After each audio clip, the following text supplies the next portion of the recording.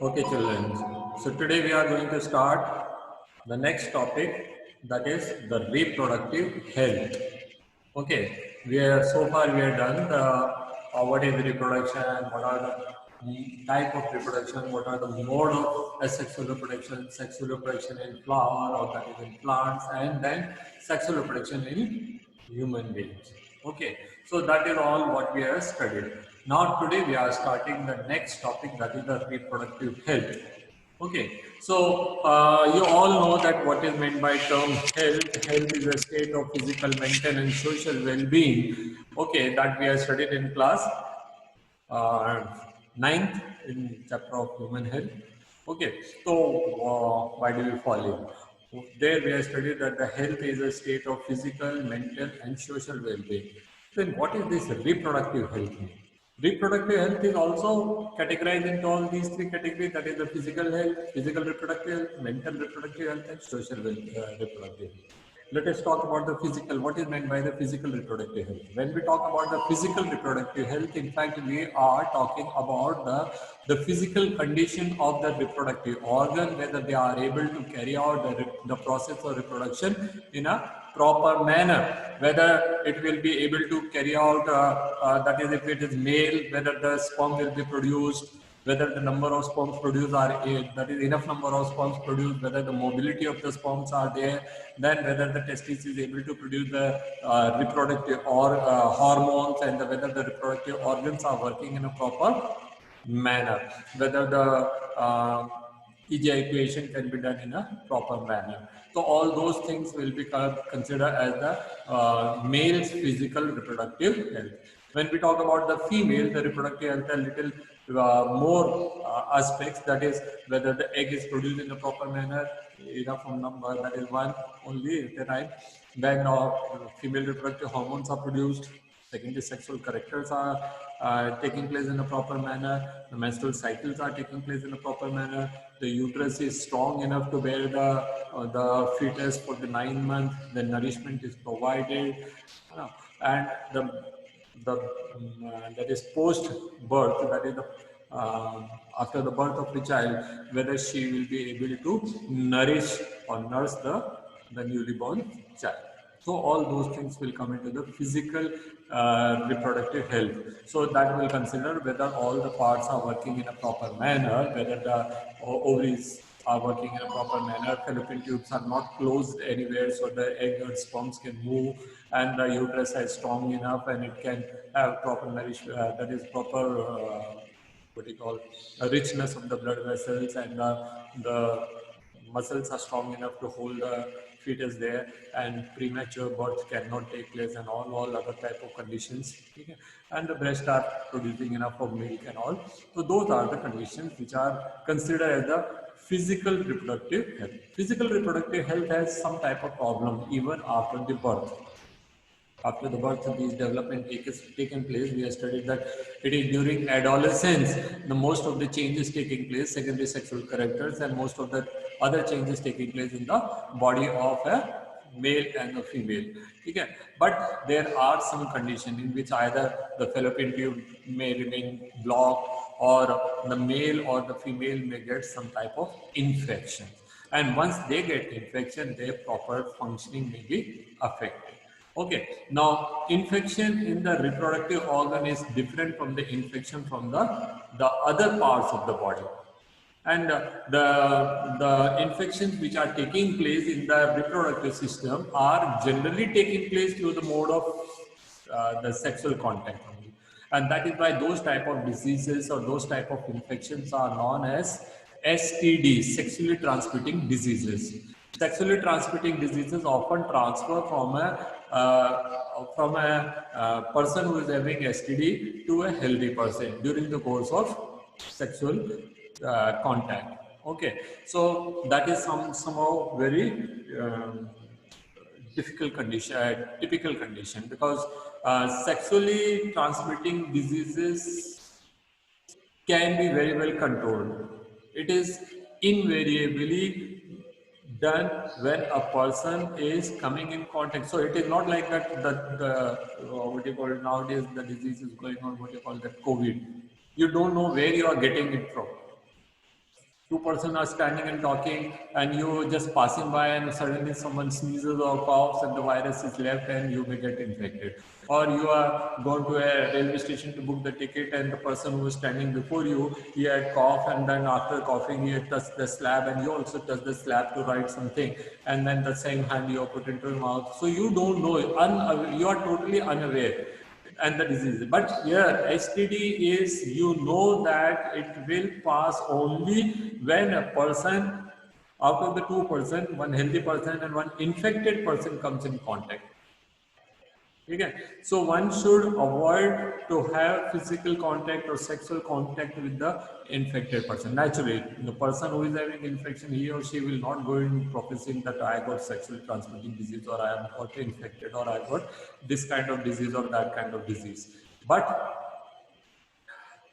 that can be avoided very well by keeping a high moral practices or high values, or having relation only within a limited this thing, that is within the husband and wife, or between two person only, a certain known person. Okay, so that is the thing. So the sexually transmitted diseases can be very well controlled, but if at all it occurs, then its treatment is long.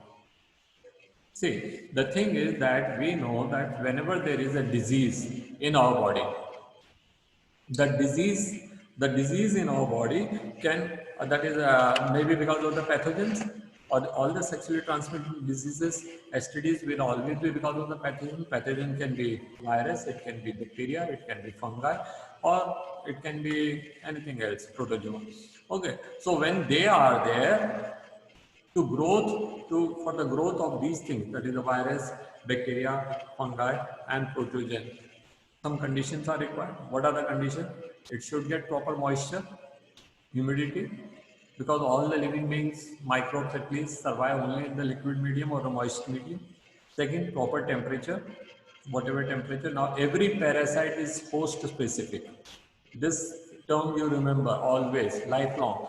Every parasite is host specific. That means if a parasite can cause a disease in one organism, it will cause only in that organism. When this COVID was newly came, people were talking that it will cause to the cows also, and it will cause to the dogs also. If someone is suffering and the dog is going near, dog will also get COVID. They are not going to get COVID. The COVID virus is adapted to live only in human beings. It will live only in human beings. It is not going to be in the bat or in the cows or in a dog or in anything else. However, they can modify, they can mutate. So mutant varieties can be there. Now, long back there was a disease called swine flu. Swine virus, they were adapted to live in pigs, and from the pigs, some modification took place, and the same virus started affecting human being also. So that is a process which is called mutation, which is not always occurring. Mutation can occur only in some time, and not all mutations are always suitable. That we'll study in some other chapter, that is in the chapter of heredity. So today my concern is that when the parasite is there, which is able to live in a particular organism, it will live there only. So all the parasites which are living in our body are specific to our body temperature, our body's pH, our body's the moisture and other conditions. And if in class 9th also you have studied, any organism is an organ specific. The pathogen is organ specific, tissue and organ manifestation you have studied like. So if malarial bacteria, plasmodium is there, it will only infect either liver or RBC. It will not affect your skin. Or skin parasite, if any roundworm fungi is there, it will only found on the skin, not in the eyes, not in blood, not in lungs, not in liver, nowhere else. Okay? So every organism is living as a parasite in a particular organ. So these organisms are adapted to live in those type of conditions only, because those conditions, for that they are adapted. So the conditions which are required, I said, first was the moisture, second was the temperature, and third is nourishment. nutrition, and the reproductive organs have all these three things always available. The reproductive organs are always moist. There are some sort of secretion all the time taking place, especially in the female reproductive system. And secondly, the temperature 37 degrees Celsius, constant, neither increasing nor decreasing. And the third thing, though moisture, those secretions which are there, they will have some organic substances which will give them as a food. So once they are infecting our body, they can remain there or they can grow very well there. Moreover, these organs are outside the reach of blood. So our WBC, our defense system cannot act on them.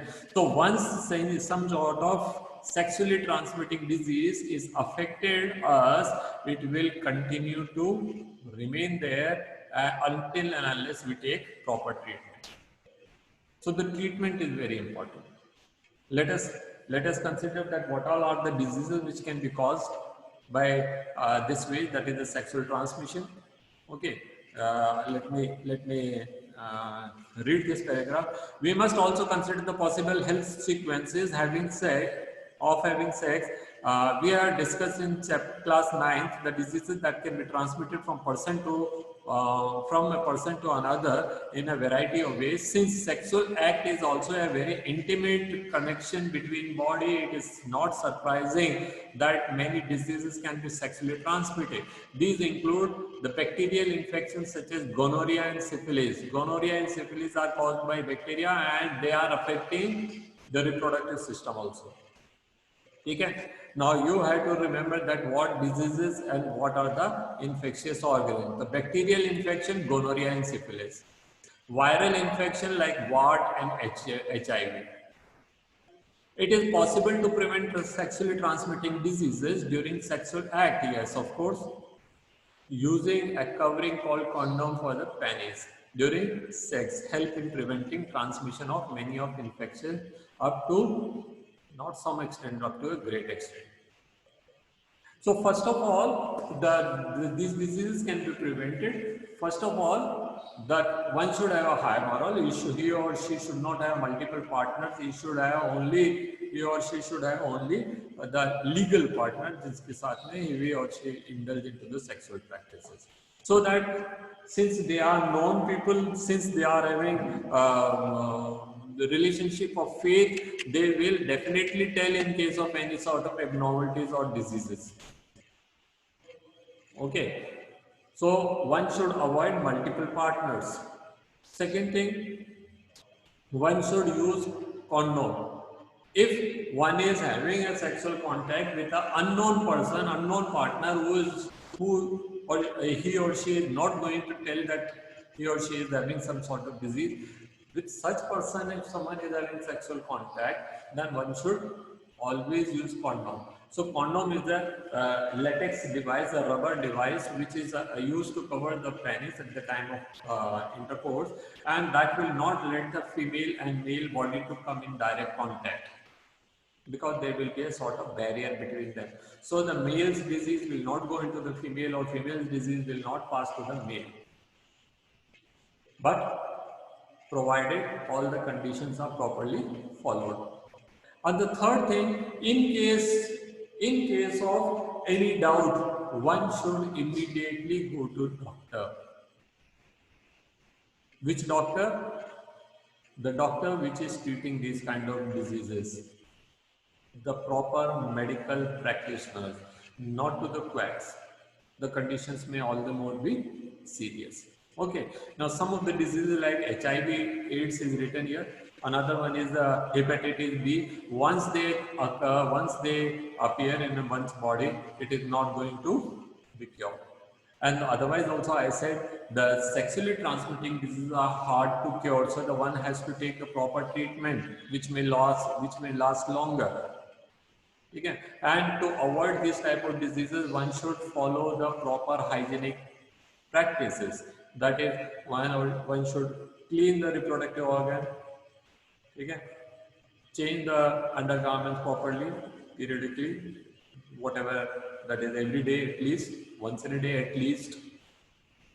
one should avoid the use of the contact of public toilets with the body, because we don't know who he or she, whether someone of them was suffering from the disease, especially in the club's toilets or school's toilet, or what you call it, railways toilets and all. We don't know that the person who sat before us on those seats, whether he or she had some type of diseases. So we should prevent the physical contact of these part, or we should use some sort of sanitary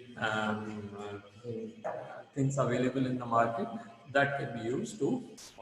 And the last and the most important, that one should avoid the contact of the sexual contact of the unknown person. Okay, so these are the things. Now ये तो है, that is only physical reproductive health. The second is mental reproductive health, but that is very important. Mental reproductive health. India is a country where gender inequality is always there. India is a country where gender inequality is always there. Starting from our families, you see, most of the families in our country are having a desire to have a boy. Girl child, right from the beginning, are not treated in a proper manner. And if in a house a boy, a brother and sister both are there, the preference is given for number of things to the boys. And from there the boy learn. From there the boy learn that girls are not a person to be given proper respect or treatment. Because he was seeing, observing in the home itself. I have seen number of places where brother and sister, they are not equally treated. The brother may be going to some uh, different school, the sister may be, or their birthday celebration, or their gifts, or the way they are brought up. These things in the higher status people, like in our school and all, will may not find that, but in the lower cadre people, you will find it very common. Okay. So from there they are learning, and that thing goes into the brain, and from there they learn that the girls are not a thing to be properly treated. Then the number of other, this thing, whenever you see any sort of jokes or any type of books or any type of other things are there, they are always and this thing, putting the different type of things. You see movies and all, and from there we find that the girls are not treated. Teasing and molestation and other type of things are in a common practice. So that is all because of the mental reproductive health. One should always consider it as a healthy relation, not as a act of pleasure or joy. Okay? So that is very important. If that is properly taught in the families, in the school, then this can be greatly reduced. Okay? But you know, in our country, these things are not commonly practiced. And the third is the social aspect. Now, what has reproductive thing to do with the social aspect, social reproductive health? The social reproductive health is very important. You know, the ultimate outcome of reproduction is the birth of a child. And birth of a child means population. And population is India's biggest problem, you all know. Population of our country is biggest problem. Whatever type of things which you find around us, all because of population. If there is no job, it is because of population. If there are no proper government schools, hospitals, and other facilities, it is all because of population. You see, any festive time, not this year, this is the COVID, so everything is restricted. Otherwise, you go any festival time to book a ticket in the railways, you will not find. Getting a ticket during festival season is very tough. Getting admission in a good school is very tough. Getting good college, very tough. Getting entrance in medical colleges, engineering colleges, very tough. Why? Because the population is too many, but according to the number of population, that many facilities are not there. Housing is so difficult. Why? Because the population is so. It is not same in many of the European countries. You will find the population is so less, so they can buy house so easily. There, the conditions are imposed by the government, but here the conditions are not that much imposed by the government. But the population, the people are not getting enough of land, enough of facilities. So all these are because of the population. See, one may ask, sir, what government has to do with if I have enough to feed my children? If a couple is earning well, they have got enough of money, maybe industries, so they can be allowed to have 8, 10, 12, 15, 20 children? No, no. Why? Because the having children and feeding or educating them is only primary needs, but many other needs government has to prepare. Consider this situation, COVID. Now India is world's second largest populated country, 130 crores. That means to get the vaccination for COVID, once the vaccines will be discovered or made, how many vaccines we will have to avail for our country to get rid of it? And then population will go on adding. So we'll have to keep on vaccinating to the newly born children. Now who will do it? Who will do it? Are we getting vaccinated by our own money?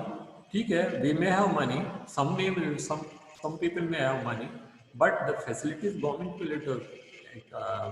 You may buy any good car. Okay, you have got plenty of money. You can buy all imported cars. You can simply import from abroad, but the road government will make. You may put any number of equipments in your house. You can put 2 AC in one room.